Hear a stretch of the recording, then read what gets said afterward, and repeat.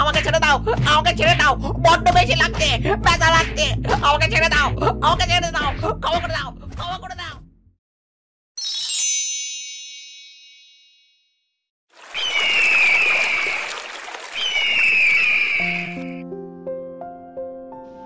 আমার ডিমগুলো তো অনেক দিন হয়ে গেল।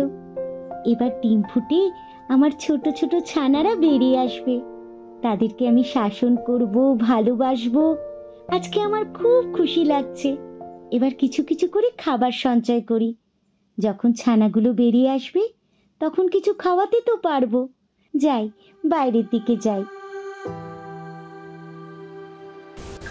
হাঁস ঘর থেকে বেরোতেই যাবে, সেই সময় বৃষ্টি চলে আসে।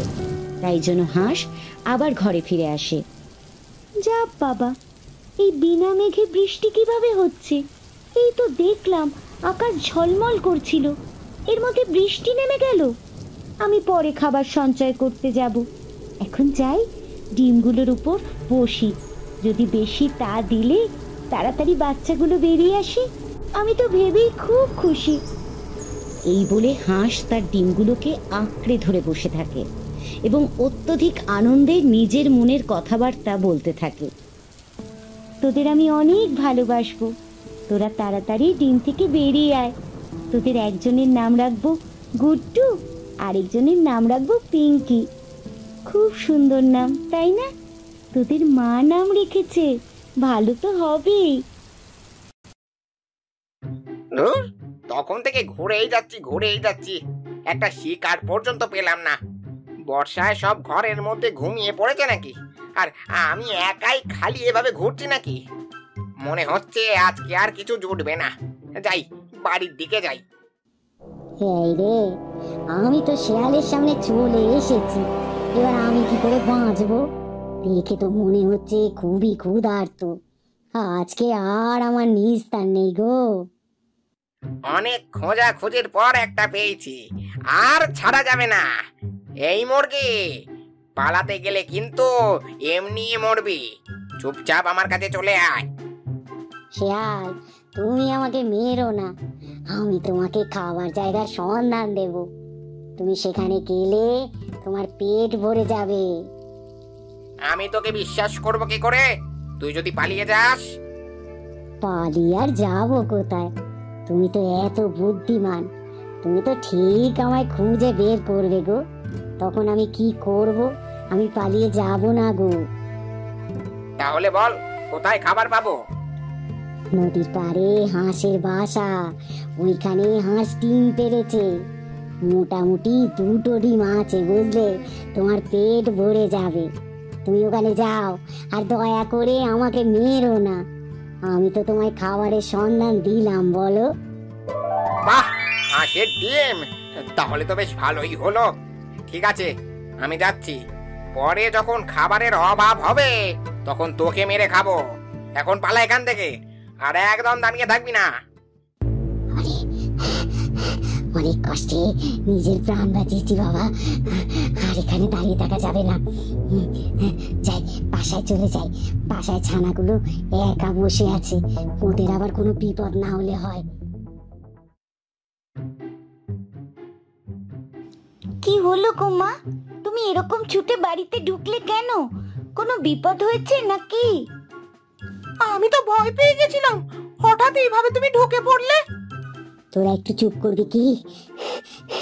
এদিকে আমার প্রাণটা বেরিয়ে যাচ্ছে, আর এরা ফরফর ফরফর করে কথা বলেই যাচ্ছে। তোদের মা বেঁচে ফিরেছে রে, এটাই অনেক। শেয়ালের খপ্পরে পড়েছিলাম, বুঝলি? সে কি করে যে নিজেকে বাঁচিয়ে এনেছি সেটা আমি জানি। সে কি গো, শিয়াল আবার তোমার পেছনে আসেনি তো? তাহলে তো এখানেও পৌঁছে যাবে, আর আমরা সবাই মরবো। মা, এখানে থাকাটা না নিরাপদ নয়। চলো আমরা এখান থেকে অন্য কোথাও চলে যাই। আমি কোথাও যাচ্ছি না, আর তোদেরকেও কোথাও যেতে হবে না। শেয়াল এদিকে আসবে না, খালি তোরা ঘর থেকে বেরোবি না, তাহলেই হবে। কিন্তু মা, শেয়ালের খিদে পেলে তো, শেয়াল খুঁজে পেলেই তো আমাদের খেয়ে ফেলবে, বলো? আরে মাথা মোটা, ওই জন্যই তো মা বলছে বাড়ি থেকে বেরোবি না। বাড়ি থেকে বেরোলেই তো কারণ না কারণ চোখে পড়বো, তখনই বিপদ। এই তো আমার গুল্লু ঠিক বুঝতে পেরে গেছে। এই কদিন আমি খুব সাবধানে তোদের জন্য খাবার এনে দেব। বাইরে বেরোবি না, বিপদ হবে বুঝলি? আর যখন আমি নিয়ে যাব তখনই যাবি। কিন্তু তুমি শিয়ালের হাত থেকে বাঁচলে কিভাবে? আমাদেরকে শিখিয়ে দাও মা, তাহলে তো আমরাও বেঁচে ফিরতে পারবো। আমায় যখন মারতে এসেছিল আমি হাঁসের বাসার সন্ধান দিয়ে দিয়েছি। এখানে গেলে শিয়াল ডিম খেতে পাবে, তাই জন্য আর আমাকে মারেনি বুঝলি? মা, এটা তুমি ঠিক করনি। এবার যে হাঁসের ডিমগুলো নষ্ট হয়ে যাবে, ওই বদমাইশ শিকারী শিয়াল খেয়ে ফেলবে। যার যাবে যাক, আমরা বাঁচলেই হলো।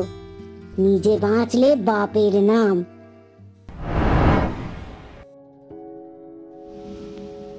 এই তো বৃষ্টি থেমে গেছে, এবার যাই দেখি। খাবার সঞ্চয় করে রাখতে হবে তো, আমার ছোট ছোট বাচ্চাগুলো না হলে খাবে কি। যাই, বাইরের দিকে যাই। হাঁস বাইরে চলে যায় এবং বাসায় প্রবেশ করে শিকারী শেয়াল। সেখানে দুটো বড় বড় ডিম দেখে শেয়ালের মুখ থেকে পানি পড়তে থাকে। আরে, মুরগি তো তাহলে ঠিক খবর দিয়েছিল। এখানে যে দুটো বড় বড় ডিম, আর এখন হাঁস এখানে নেই। এখানে বসে বসেই খেয়ে ফেলি। নিশ্চয়ই হাঁস খাবারের সন্ধানে গেছে, আসতে দেরি হবে। ততক্ষণে আমি খেয়ে পালাবো, কে খেয়েছে জানতেই পারবে না। শেয়াল বসে বসে আয়েশ করে একটা একটা ডিম খেয়ে ফেলে। ডিম খেয়ে শেয়ালের পেট ভর্তি। এবারে শেয়াল হাঁসের বাসা থেকে বেরিয়ে পড়ে। বেরোনোর সময় মা হাঁস সেটা দেখতে পায়। আহ, ভোজনটা বেশ ভালোই হলো। মুরগিটা তাহলে ঠিক কথাই বলে। এবার তাহলে ওই মুরগিকে দেখতে পেলেই আমার খাবারের সন্ধান হয়ে যাবে। আরে, আমার বাসা থেকে শেয়াল বেরোচ্ছে। নিশ্চয়ই আমার ডিমগুলোকে খেয়ে ফেলেছে বদমাশ। তাড়াতাড়ি গিয়ে দেখি ওই শেয়াল বেটা খবর কি করে পেল আমি ডিম পেড়েছি। কত আশা করেছিলাম আমার বাচ্চাদেরকে খুব ভালোভাবে মানুষ করব, আমার ডিমগুলোকে খেয়ে ফেললে। আয় আয়, আমাকে ধরবি আয়। কেমন ভাবে ধরিস আমিও দেখবো। আমার থেকে জোরে তুই দৌড়তেই পারবি না। আমি তো তোকে ধরেই ছাড়বো। সব থেকে জোরে আমি দৌড়াই, তোর থেকেও বেশি জোরে। আমি তোকে এক্ষুনি ধরে ফেলবো, দেখ।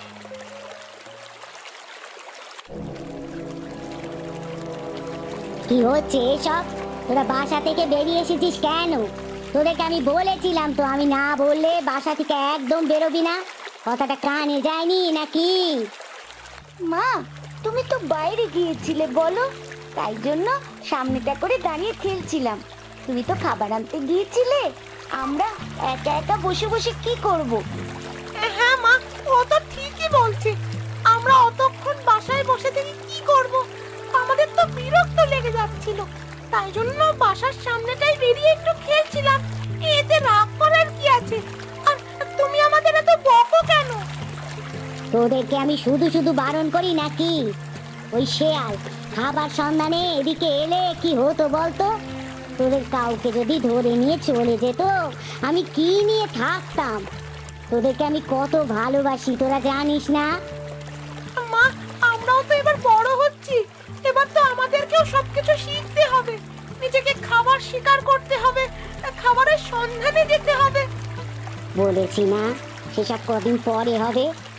এখন তোর মা আছে, তোদের অত চিন্তা করতে হবে না।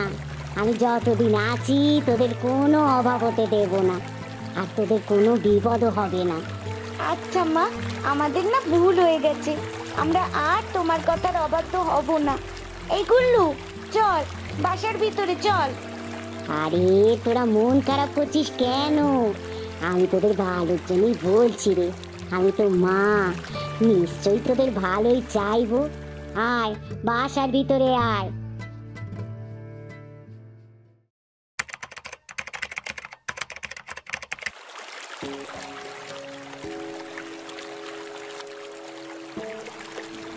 আরে আরে, এ কি চমৎকার হাঁস! তুই এইরকম ভাবে নদীতে ভাসমান বাসা বানালে কিভাবে গো? আসলে শিয়ালের উপদ্রব বড্ড বেড়েছিল তো, তাই জন্য এইরকম একটা বাসা অনেক দিন থেকেই বানাচ্ছিলাম। সেটা পুরোপুরি তৈরি হতেই এখানে চলে এসেছি। এখানে আসার পর আমার ডিম শেয়ালি খেতেই পারেনি। আমার দুটো ছোট ছোট বাচ্চা হয়েছে, এর নাম গুড্ডু আর ওর নাম পিঙ্কি। তোমার তো বহুত বুদ্ধি গো, তাহলে তো তুমি একেবারেই নিরাপদ, আর কোনো বিপদ নেই বলো। হ্যাঁ গো, তুমিও এরকম একটা বাসা বানিয়ে নাও। কখন শেয়াল তোমার বাচ্চাদের ধরে খেয়ে নেবে সেটা তো আমরা কেউ জানি না বলো, তাই আগে থেকেই সতর্ক থাকতে হবে আমাদের। তুমি আমাকে ক্ষমা করে দাও গো, আমি তোমার অনেক বড় ক্ষতি করেছি। তুমি আমার ক্ষতি কবে করলে? তুমি তো সব সময় আমায় সাহায্য করো। না গো, কয়েকদিন আগে যখন আমি শিয়ালের খপ্পরে পড়েছিলাম, তখন নিজেকে বাঁচাবো বলে তোমার বাসার খোঁজ খবর দিয়ে দিয়েছিলাম। তাই জন্য শেয়াল তোমার বাসা থেকে ডিম খেয়ে নিয়েছিল। আমায় ক্ষমা করে দিও গো, কিন্তু তুমি খুব ভালো, তুমি আমার ভালো চাও, তাই আর কথাটা চেপে রাখলাম না। আচ্ছা ঠিক আছে, কিন্তু পরে আর এরকম করো না। তোমার ডিমগুলো যদি কেউ খেয়ে ফেলে তাহলে তোমার কেমন কষ্ট হবে বলো তো? হ্যাঁ গো হ্যাঁ, আমি তো বুঝতে পেরেছি, অনুভব করতে পেরেছি, তাই জন্য তোমার কাছে ক্ষমা চাইলাম। দয়া করে তুমি আমাকে ক্ষমা করে দাও। তুমি যে বুঝতে পেরেছো এটাই অনেক। যে একবার বুঝে যায় সে সেই ভুল আর কখনো করে না। তুমিও একটা নিরাপদ জায়গায় বাসা বানিয়ে নাও। হ্যাঁ, দেখি কোথায় বাসা বানানো যায়। ঠিক আছে, বিশ্রাম করো, আমি এখন এলাম কেমন। তোমার এই নতুন বাসা দেখে আমি খুব আশ্চর্য হলাম গো। আসলে অনেকদিন এদিকে আসিনি তো, তাই দেখিনি। আচ্ছা আচ্ছা, পরে কথা বলবো, ঠিক আছে? হ্যাঁ, আমি একটু খাবারের সন্ধানে বেরোবো। আর এখন আমার কোনো চিন্তা নেই এই বাসা হয়ে যাওয়ার পর। উফ, এ খিদেতে পেটটা একেবারে চুই চুই করছে। সামনে তো কোনো শিকার দেখতে পাচ্ছি না। যাই, নদীর দিকে যাই, অন্তত একটু পানি খেয়ে আসি। শেয়াল হাঁটতে হাঁটতে নদীর ধারে এসে পৌঁছায়। নদীর ধারে এসে তার লক্ষ্য করে হাঁসের ভাসমান বাসাটির দিকে। সেখানে গুড্ডু এবং পিঙ্কি বসে আছে। আরে, সেই রকম ভাবে নদীতে ভাসমান বাসা তৈরি করলো কিভাবে? তাহলে তো আমি আর ওর বাচ্চাগুলোকে খেতে পারবো না। এবার আমাকে নতুন কিছু ভাবতে হবে। হ্যাঁ, ওর বাচ্চাগুলোকে ভুলিয়ে ভালিয়ে নদীর পাড়ে নিয়ে আসি, আর একবার এসে গেলেই আমার খাবারের বন্দোবস্ত হয়ে যাবে। ওই একটা নদীর পাড়ে একটা শিয়াল এসেছে, মনে হচ্ছে জল খেতে এসেছে। তোমরা আমার সাথে খেলবে? আমার কেউ নেই গো, আমার বন্ধু হবে। আহারে, বেচারার একটাও বন্ধু নেই রে। চল না গুড্ডু, আমরা দুজনে গিয়ে ওর সাথে বন্ধুত্ব করি। না, আমি যাব না, আর তুইও যাস না। মা কিন্তু নদীর পাড়ে যেতে বারণ করেছিল। তুই চুপ কর তো, দেখ না ওই শিয়ালটা আমাদের কত সুন্দরভাবে ডাকছে। ও সত্যি কেউ নেই রে, না হলে আর ওইভাবে তুই না গেলেও আমি বন্ধুত্ব করব। আমার কি কেউ বন্ধু হবে না? আমি কি এতটাই খারাপ? আমার সাথে একবার খেলা করবে, এসো, দেখবে তোমাদের অনেক মজা লাগবে। পিঙ্কি শিয়ালের কথায় বিশ্বাস করে সাঁতার কাটতে কাটতে নদীর পাড়ে চলে আসে শেয়ালের কাছে। এই যে, আমি তোমার বন্ধু হব। তোমার কেউ বন্ধু না থাকলেও আমি থাকবো তোমার কাছে। তুমি আর আমি খুব মজা করব, কেমন? আর আমার হাত থেকে নিস্তার নেই তোর। ব্যাস, আজকের খাবারটা আমার হয়ে গেল। খাটতেও হলো না, শিকার আমার কাছে নিজে এসে ধরা দিল। আমাকে ছেড়ে দাও বলছি, ছেড়ে দাও। আমি তো তোমার বন্ধু হতে এসেছিলাম। বন্ধু না ছাই, আমি তো তোকে খাবো বলে ডাকছিলাম। আমার আজকের খাবার হলি তুই।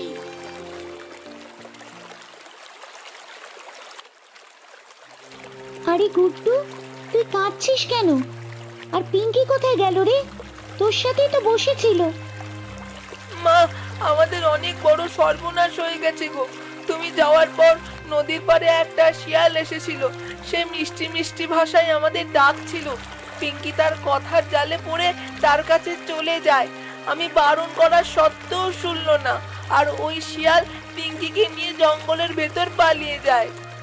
হায় রে উপরওয়ালা, তুমি কেন আমার সাথে এরকম করো?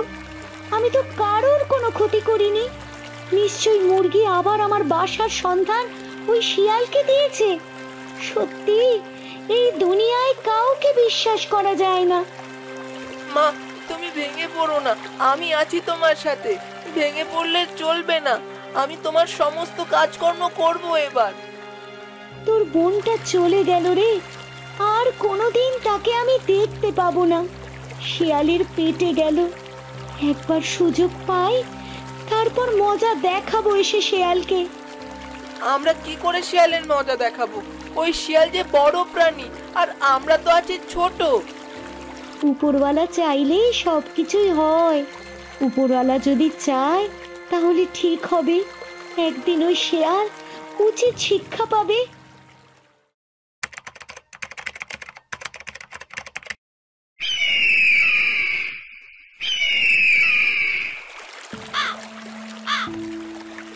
আর ভালো লাগে না এই জীবন। শুধুমাত্র মাছ ধরো আর গিয়ে মাকে দাও। কতদিন আর এইভাবে চলবে? মা তো নিজে কোনো কাজকর্ম করতে পারে না। আমি খেটে খেটে মরি। আরে তুমি একা একা এখানে কি করছো গো? রেগে আছো মনে হচ্ছে। কোনো সমস্যা হয়েছে নাকি? কে তুমি সুন্দরী? তোমার রূপ যে আমার মুগ্ধ করছে। কত সুন্দর চেহারা তোমার। তোমায় দেখেই যে আমার মন একদম ভালো হয়ে গেল।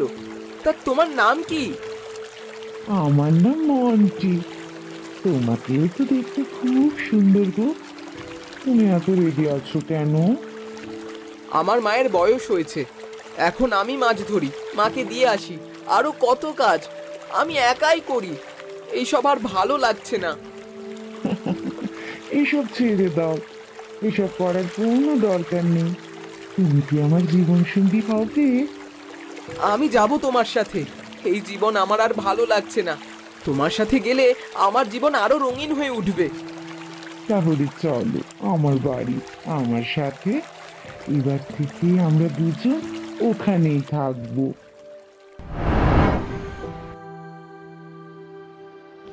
শুনছো, তোমরা কেউ বাড়িতে আছো? তাহলে আমায় একটু সাহায্য করো না। আরে, তুমি এখানে এসেছো, কিছু দরকার আছে নাকি? ভিতরে এসো। আসলে আমি একটু সাহায্য চাইতে এসেছি। আমার ছেলে গুড্ডু আমার জন্য খাবার আনতে গিয়েছিল। আজকে খাবারের সন্ধানে গিয়ে আর ফিরে আসেনি। তাই তোমাদের কাছে একটু সাহায্য চাইতে এসেছি। তোমার গুড্ডুর আবার কোনো বিপদ আপদ হলো না তো? আচ্ছা আচ্ছা, তুমি আজকে রাতটা এখানে কাটাও। কাল সকালে আমরা জঙ্গলে খুঁজতে বেরোবো।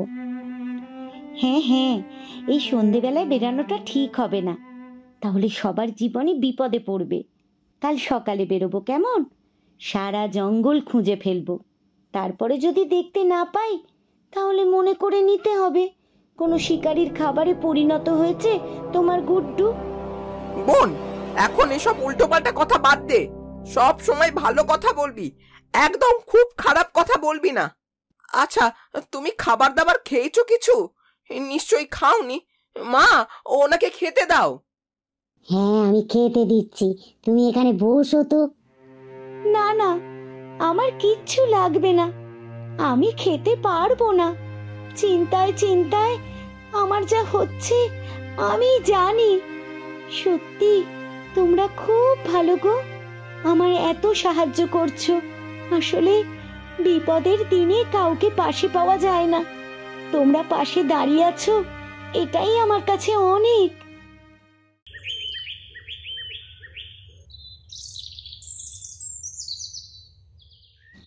তোমার সাথে এবার আমি সারাটা জীবন কাটাবো। তুমি আমায় ছেড়ে যাবে না তো? না না, কখনো না। আমিও তো সারাটা জীবন তোমার সাথে কাটাবো।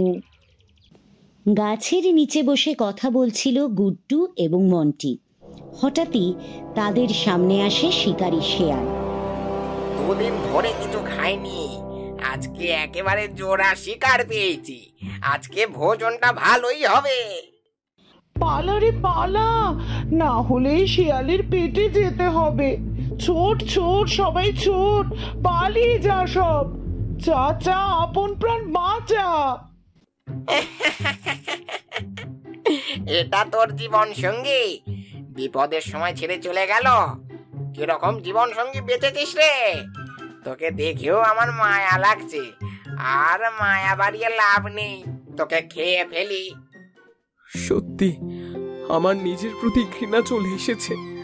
আমি আমার মাকে ছেড়ে দিয়ে এর সাথে এলাম। নিশ্চয়ই মা খুব কষ্ট পাচ্ছে। শিয়াল ভাই, তুমি তুমি একবার আমাকে মায়ের কাছে যেতে দাও। হ্যাঁ, সবাইকে ছেড়ে দিলে আমি খাবো কি? আমি তোকে বাগে পেয়েছি, আর ছাড়ছি না। তোকে আমি আমার পেটে ভরবো, তুই যাই বলিস আমি আর শুনছি না। আয় রে আয়, শুধু শুধু আমাকে আর দৌড় করাস না। দৌড়ালে তুই হারবি, তার থেকে আমার কাছে চলে আয়। ঠিক এমন সময় পিছন থেকে একটা লাঠির বাড়ি পড়ে শেয়ালের পিঠে। শেয়াল কিছু বুঝতে পারে না। শেয়াল ঘুরে দাঁড়াতেই দেখে হাঁস মুরগি সব একসাথে মিলেমিশে গেছে। তুই আমাকে লাঠির বাড়ি মারবি? আজকে তো তোরা সকলে মরবি, এক এককে ধরে মারবো। আয় না দেখি কে কাকে মারে, আমিও দেখছি। আমার সন্তানকে খেতে যাচ্ছিলিস তাই তো? বন্ধুরা সকলে মিলে মারো। আমাকে ছেড়ে দাও, আমাকে ছেড়ে দাও, বড্ড বেশি লাগছে, ব্যথা লাগছে। আমাকে ছেড়ে দাও, আমাকে ছেড়ে দাও, ক্ষমা করে দাও, ক্ষমা করে দাও। আমার ডিমগুলো খাবার সময় মনে ছিল না? আমার একটা ছানাকে ধরে নিয়ে গিয়েছিলি, সেটা মনে নেই? আবার এই ছানাটার পেছনে পড়েছিস। আজকে আর তোর নিস্তার নেই। বদমাস শেয়াল যা হোক তা হোক করে সেখান থেকে বেরিয়ে ছুট দেয়, আর কোথাও থামে না। মা, আমাকে ক্ষমা করে দাও। আমি অনেক বড় ভুল করে ফেলেছি। যে আমাকে জন্ম দিয়েছে, আমি তাকে ছেড়ে চলে আসছিলাম।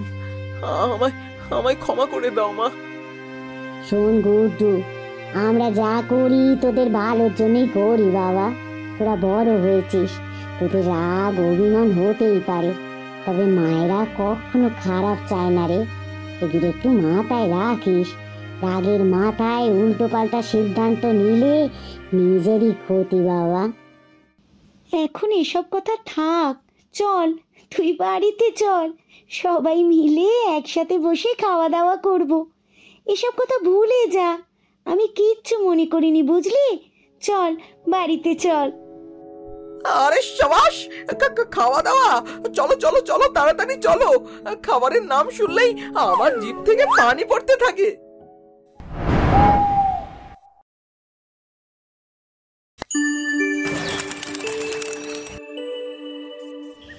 অনেকদিন আগের কথা। একদা এক বনে বাস করত এক টুনি পাখি, আর টুনা পাখি ছিল টুনির স্বামী। তারা দুজনে সুখে শান্তিতে দিন যাপন করছিল। তারপর খা মিনু খা, বেশি করে খা, পেট ভরে খা। বেশি বেশি খেতে পারলেই তো তবে তুই বেশি বেশি দুধ দিতে পারবি। কি টুনা, একা একা কি বিড়বিড় করছো? তোমার মাথাটা গেল নাকি? একা কেন কথা বলবো টুনি, আমি তোমাদের মিনুর সাথে কথা বলছিলাম। হয়েছে হয়েছে, কাজকর্ম সব ফেলে রেখে মিনুর সাথে কথা বললেই হবে? আমার তো এখন আর কোনো কাজ নেই টুনি, আমার এখন কাজ শুধু মিনুকে খাওয়ানো। কাজকর্ম না করলে তুমি মিনুকে খাবার এনে দেবে কি করে বলো তো বাপু? খাবার কি আর এমনি এমনি বাড়িতে চলে আসবে? প্রয়োজন হলে তাই আসবে টুনি, একটু সবুর করো, দেখবে খাবার এমনি এমনি বাড়িতে চলে আসবে। খাবার কখনো এমনি এমনি বাড়িতে চলে আসে নাকি? সত্যি সত্যি কি তোমার মাথাটা গেল নাকি টুনা? আমার মাথা যাবে কেন টুনি, আমাদের মিনু দুধ বাজারে বিক্রি করব, তারপর অনেক টাকা পাবো আমরা। সেই টাকা দিয়ে মিনুর জন্য খাবার নিয়ে আসবো, আর সাথে আমাদের জন্য নিয়ে আসবো। এই কথা তো আমি আগে ভেবে দেখিনি টুনা। তাহলে আর দেরি কোথায়? তুমি এখনই আমাদের মিনুর ভার থেকে দুধ সংগ্রহ করে বাজারে নিয়ে যাও টুনা। ঠিক আছে টুনি, যাও আমাকে একটা বালতি এনে দাও, আমি মিনুর ভার থেকে দুধ সংগ্রহ করছি। টুনি তারপর একটা বালতি এনে টুনাকে দেয়, আর টুনা মিনুর কাছে এসে বালতিটা মিনুর ভারের নিচে রাখে। তারপর ভার থেকে দুধ সংগ্রহ করে নেয় বালতিতে। ধন্যবাদ মালিক, আপনাকে আমার ভার থেকে দুধ সংগ্রহ করে নেবার জন্য। এখন নিজেকে অনেক হালকা লাগছে। আমি এখন মনের সুখে লাফাতে পারবো, নাচতে পারবো। কি আনন্দ, কি আনন্দ! বাবা, আমাদের মিনুর দুধ দিয়ে বালতি তো দেখি ভরে গিয়েছে।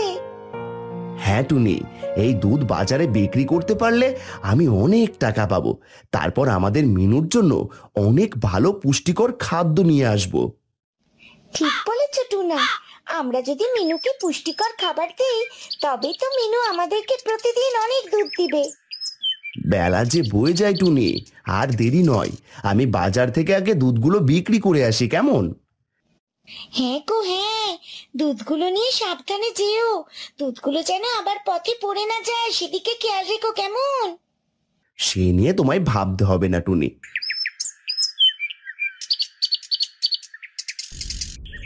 দুধ নিয়ে যাও, দুধ, ভালো ভালো দুধ, টাটকা টাটকা দুধ। এত ঘন ভালো দুধ কোথাও পাবে না। নিয়ে যাও, নিয়ে যাও, দুধ নিয়ে যাও।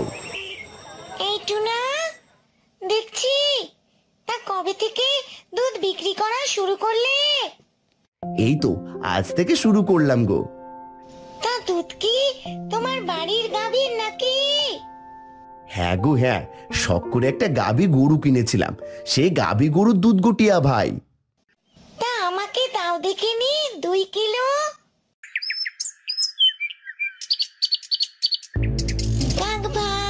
কাক ভাই চললে কোথায়?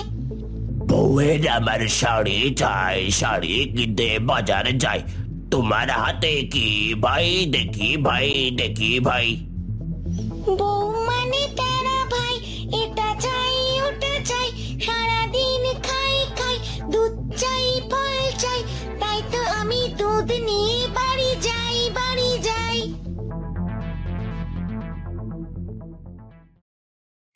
যাক ভাই, সব দুধ বিক্রি হয়েছে। দুধ বিক্রি করে অনেক টাকা পেয়েছি। এবার মিনুর জন্য কিছু পুষ্টিকর খাবারও আমাদের জন্য কিছু খাবার নিয়ে বাড়ি যেতে পারলেই বাঁচি। কার কার বাড়িতে গাভী আছে? গাভীর জন্য পুষ্টিকর খাবার কিনে নিয়ে যান, পুষ্টিকর খাবার। আপনাদের জন্য বাজারে শুধুমাত্র আমি নিয়ে এসেছি গাভীর জন্য পুষ্টিকর খাবার। আর কোথাও পাবেন না এরকম পুষ্টিকর খাবার। নিয়ে যান, নিয়ে যান।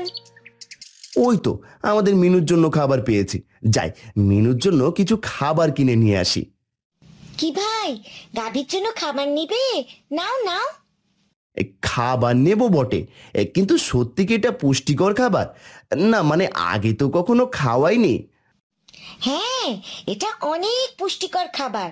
এটা খেলে গরু অনেক মোটা তাজা হবে এবং বেশি বেশি দুধ দেবে। তুমি ঠিক বলছো তো। যদি তোমার কথা সত্যি হয়ে থাকে তাহলে আমি এখন থেকে তোমার কাছ থেকে প্রতিদিন মিনুর জন্য খাবার নিয়ে যাব। একবার নিয়ে গিয়ে দেখো, কাল দেখবে তোমার গাভী বেশি বেশি দুধ দিবে। তারপর টুনা ডুগির কাছ থেকে মিনুর জন্য কিছু খাদ্য কিনে নেয় এবং নিজেদের জন্য কিছু খাবার কিনে নিয়ে বাড়ি চলে যায়।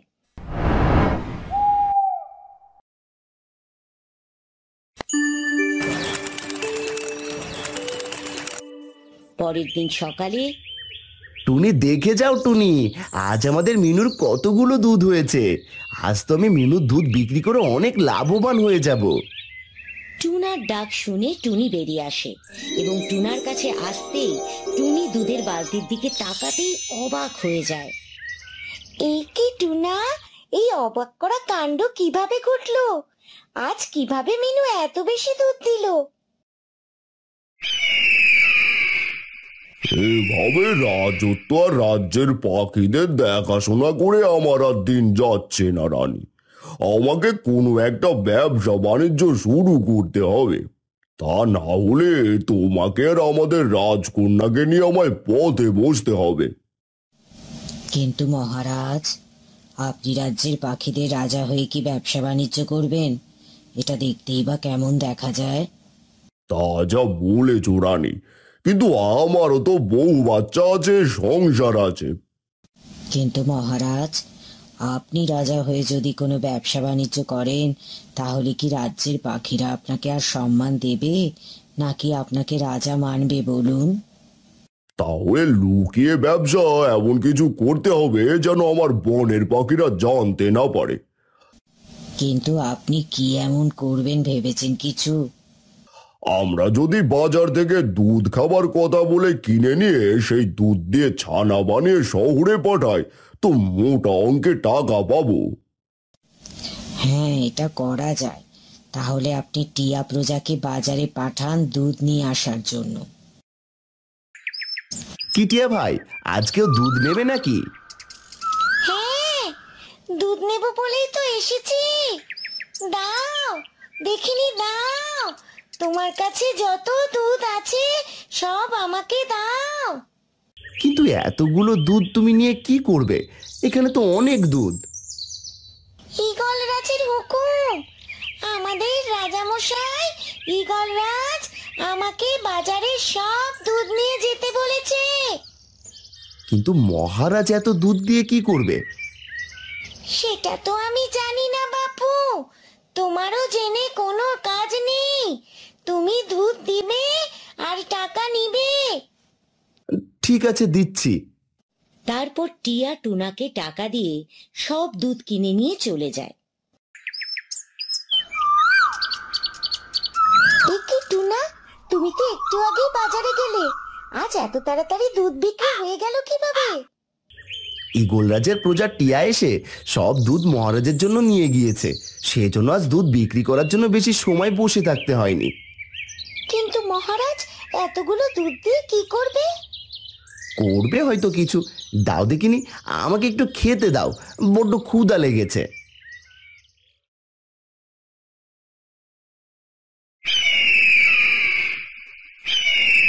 বাহ রানী, বাহ রানী, বাহ, আজ প্রথম দিনে অনেকগুলো ছানা বানিয়ে ফেলেছি দেখছি।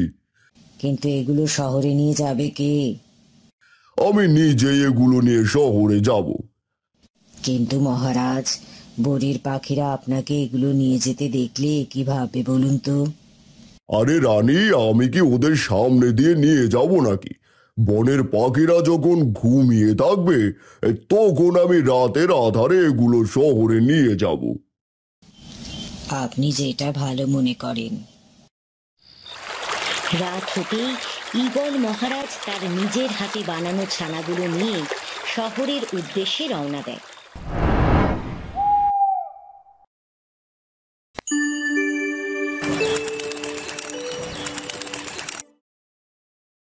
মহারাজ, আপনি এসেছেন?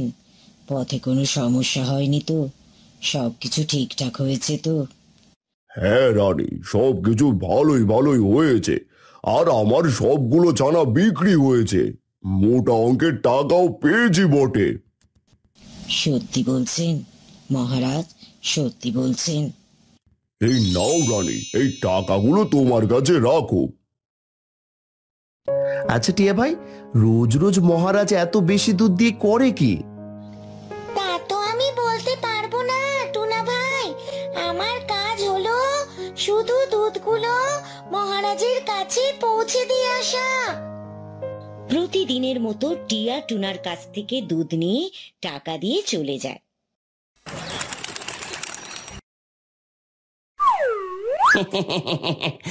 আরে আরে, আমার মাথায় এগুলো কি পড়লো? পানির মতো মনে হচ্ছে, কিন্তু এটা তো দেখছি সাদা পানি।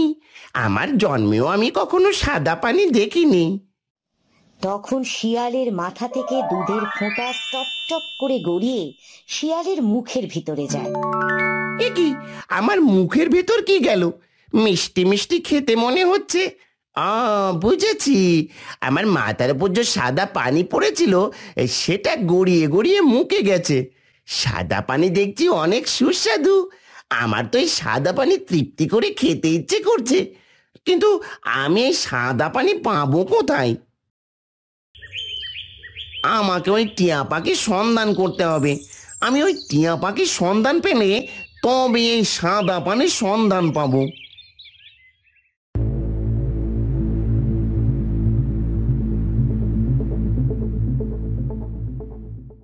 ওই তো সেদিনের ওই টিয়াকে দেখতে পাচ্ছি, সাথে তো দেখে টুনাও আছে। টুনা ভাই, ঈগল মহারাজ বলেছেন তার নাকি কালকে দুধ একটু বেশি লাগবে। তুমি কি কাল একটু দুধ বেশি দিতে পারবে, নাকি আমি অন্য কোথাও দেখবো? তোমাকে আর কষ্ট করে অন্য কোথাও যেতে হবে না টিয়া ভাই, আমি তোমাকে কাল অন্য দিনের তুলনায় বেশি দুধ দেব। ঠিক আছে, আবারও বলছি অবশ্যই, কিন্তু মনে করে বেশি দুধ নিয়ে আসবে, না হলে কিন্তু রাজামশাই রেগে যাবেন। ও আচ্ছা আচ্ছা আচ্ছা, তাহলে ওটার নাম দুধ। আমি তো ভেবেছিলাম সাদা পানি। যাই হোক, গিয়ে একটা হলেই হয়েছে। তুমি আমার উপর বিশ্বাস রাখতে পারো, আমার কথা নয়ছয় হবে না। ঠিক আছে, আমি তাহলে আজ আসলাম। তারপর টিয়া দুধ নিয়ে সেখান থেকে চলে যায়। তাহলে টিয়া রোজ রোজ টুনার কাছ থেকে দুধ নিয়ে যায়, কিন্তু এখন আমি কি করব? টিয়ার পিছু নেব নাকি টুনার পিছু নেব? আমি বরং টুনার পিছু নিই। শিয়াল টুনার পিছু নিতে নিতে টুনার বাড়িতে পৌঁছে যায় এবং দূর থেকে টুনা ও টুনির কথোপকথন শুনে, জানো তো টুনি, কাল ঈগল মহারাজ অনেক বেশি দুধ নেবে, তাই আজকে আমাদের মিনুকে বেশি বেশি করে খাওয়াতে হবে, যাতে করে কাল মিনু বেশি বেশি দুধ দিতে সক্ষম হয়। ভারী চিন্তার বিষয়, রোজ রোজ ঈগল মহারাজ এত দুধ দিয়ে কি করে? এমনকি কাল তিনি এত বেশি দুধ কেনই বা নিবেন? তিনি দুধ দিয়ে কি করে সেটা জানতে বড় কৌতূহল। এত বেশি কৌতূহল ভালো নয়, আমাদের কাজ ঈগল মহারাজকে দুধ দেওয়া, তার বিনিময়ে তার থেকে টাকা নেওয়া। আমরা টাকা পেলেই হয়েছে, কি বলো? তারপর টুনি ও টুনা মিনুকে অনেক বেশি খাবার দেয় এবং মিনুকে বলে, খা খা, বেশি করে খা, সারা রাত না ঘুমিয়ে শুধু খাবার খাবি আর সকালে আমাদেরকে অনেক বেশি দুধ দিবি। হ্যাঁ রে মিনু, সারা রাত শুধু খাবার খাবি আর সকালে বেশি বেশি দুধ দিবি। আমি যে ঈগল মহারাজের প্রজা টিয়াকে কথা দিয়েছি, কাল আমি তাকে অনেক দুধ দেব, না হলে যে ঈগল মহারাজ আমার উপর ক্ষিপ্ত হবেন। তারপর টুনি ও টুনা নিজেদের ঘরে চলে যায় আর পাজি শিয়াল মিনুর কাছে গিয়ে দুধ খুঁজতে থাকে। সেই কখন থেকে দাঁড়িয়ে অপেক্ষায় আছি, কখন যে টুনি ও টুনা এখান থেকে চলে যাবে। যাক বাবা, এখন দেখি দুধ কোথায় রেখেছে। পাজি শিয়াল এদিকে সেদিকে চারিদিকে দুধ খুঁজতে থাকে, কিন্তু সে কোথাও দুধ দেখে না। যা বাবা, এই টুনা আবার দুধ কোথায় লুকিয়ে রেখেছে? কোথাও তো দেখছি না।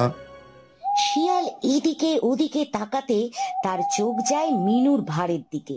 তখন মিনুর ভাঁড় থেকে টপ টপ করে দুধের ফোঁটা নিচে পড়ছিল। আরে আরে আরে, এই তো পেয়েছি দুধ, তার মানে এখান থেকে দুধ আসে। যাই, আমি গরুর ভাঁড়ে মুখ লাগিয়ে দুধ খাই। তারপর পাজি শিয়াল গাভীর দুধের ভাঁড়ে মুখ দিয়ে দুধ খেতে থাকে। তখন, কে তুমি, কে তুমি? তুমি তো আমার জানা নয়, তাহলে তুমি কেন আমার ভাঁড় থেকে দুধ খাচ্ছ?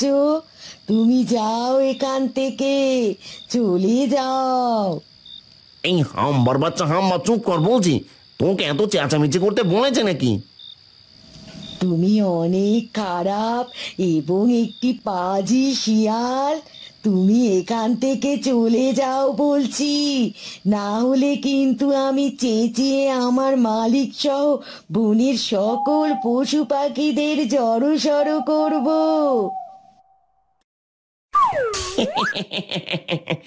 আমি সারা জীবন হাঁস মুরগি পশু পাখির মাংস খেয়ে এসেছি, আমার জন্মেও আমি কখনো দুধ খাইনি, আর আমি আজ দুধ খেয়ে বুঝলাম দুধ অনেক সুস্বাদু, আর আমার কাছে অনেক অনেক ভালো লেগেছে। হ্যাঁ, আমার দুধ অনেক সুস্বাদু এবং অনেক পুষ্টিকর। আমার দুধ সকলের দেহের দুর্বলতা কাটিয়ে দেয় আর শরীরকে শক্তিশালী করে গড়ে তোলে। আজ থেকে আমি প্রতিদিন তোমার দুধ খাবো, আর আমি এই বনের সবার তুলনায় অনেক শক্তিশালী হব, আর আমি হব এই বনের পশু পাখিদের ভবিষ্যৎ রাজা। আমি কখনোই তোমার মনের আশা পূরণ হতে দেব না পাজি শিয়াল। তুমি এখনই বেরিয়ে যাও এখান থেকে। বলেই মিনু পাজি শিয়ালকে একটা লাথি মারে, আর শিয়াল মিনুর লাথি খেয়ে কারেন্টের ঝটকার মতো দূরে গিয়ে ছিটকে পড়ে। ও বাবারে, আমার মাজা ভেঙে গেল রে। ও বাবারে, গাভীটা আমাকে লাথি মেরেছে রে। ও বাবারে বাবারে, আমি এখান থেকে পালাই রে। ও বাবারে, আমি আর দুধ চুরি করে খাবো না রে। বলেই পাজি শিয়াল ল্যাংড়াতে ল্যাংড়াতে সেখান থেকে চলে যায়।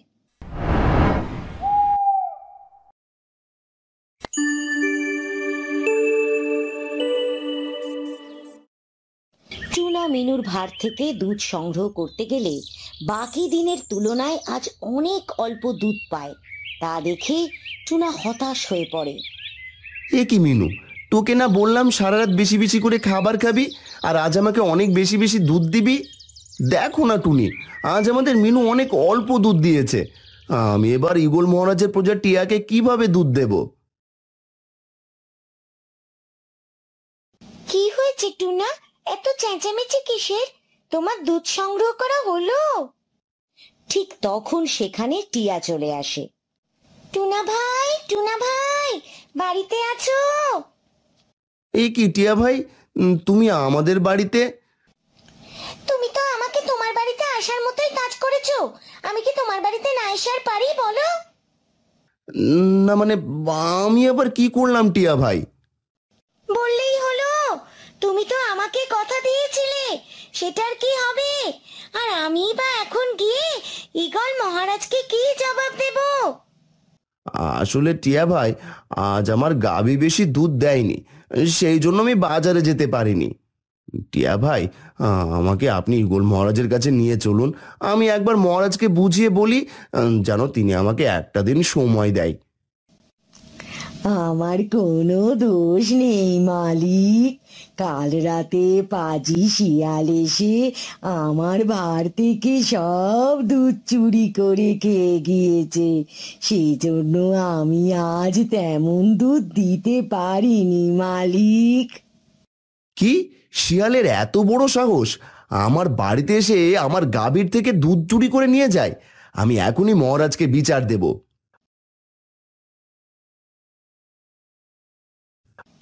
তারপর টুনি, টুনা ও টিয়া ঈগল মহারাজের কাছে যায় আর সবটা খুলে বলে। এখনই শিয়ালকে আমার দরবারে ডেকে পাঠাও, আজ ওই শিয়ালের একটা হেস্ত নেস্ত করেই ছাড়বো।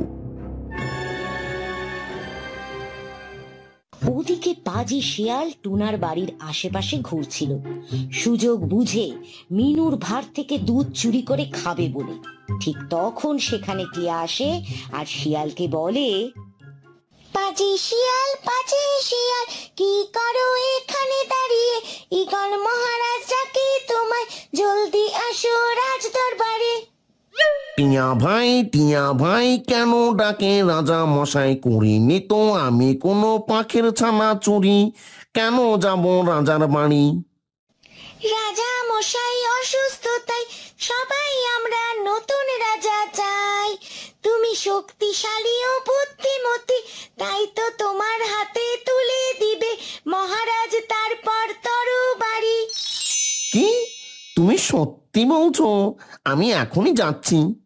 বলেই পাজি শিয়াল গান গাইতে গাইতে ও নাচতে নাচতে ঈগল মহারাজের বাড়িতে যায়। যেতে যেতে পথে দিনে রাতে টুনির ছাটি আর ছানা খাবো একসাথে। যেতে যেতে পথে দিনে রাতে গাভীর দুধ খেতে কি মজা হবে রে। একবার শুধু আমায় বনের রাজা হতে দে রে রে রে রে। তারপর যেই না পাজি শিয়াল ঈগল মহারাজের কাছে যায়, তেমনি বনের সকল পাখি তাদের লম্বা লম্বা ঠোঁট দিয়ে পাজি শিয়ালকে ঠোকরাতে থাকে। ওরে বাবারে বাবারে বাবারে, আমাকে ছেড়ে দাও রে। ওরে বাবারে, আমাকে ঠোকর দিও না রে। ওরে বাবারে, আমি কি অপরাধ করেছি রে? ওরে বাবারে, আমাকে শাস্তি কিসের দিচ্ছ রে? আমার গাভীর দুধ চুরি করে খাবার শাস্তি তোকে দিচ্ছে। বল বল, আর কখনো আমার গাভীর দুধ চুরি করবি? আমি আর কখনো তোমার গাভীর দুধ চুরি করে খাবো কিনা সেটা পরে জানাবো। এখন তো আমাকে ছেড়ে দাও। তোমরা দয়া করে আমাকে একটু পালানোর সুযোগ করে দাও। ইস, মরে গেলাম রে, মরে গেলাম। আমাকে ছেড়ে দাও। তোর মতো চোরের এ বনে কোনো জায়গা নেই, তোকে মেরে নদীতে ফেলে দেওয়া হবে। আমার জন্মই তো চোর বংশে, আমার কাজই তো সবার বাড়িতে চুরি করে খাওয়া। তবে রে, মারো সবাই বেটাকে। ইস, আর মেরো না। ওদিকে তাকাও সবাই, ওই দেখো দেখো, আগুন আগুন আগুন, দেখো ঈগল মহারাজের বাড়িতে আগুন লেগেছে। শিয়ালের মুখে আগুনের কথা শুনে সবাই যেই না ওদিকে তাকায়, তেমনি সেই সুযোগ কাজে লাগিয়ে পাজি শিয়াল সেখান থেকে দৌড়ে পালিয়ে যায়। আর সেখানেই শেষ হয় আজকের গল্প।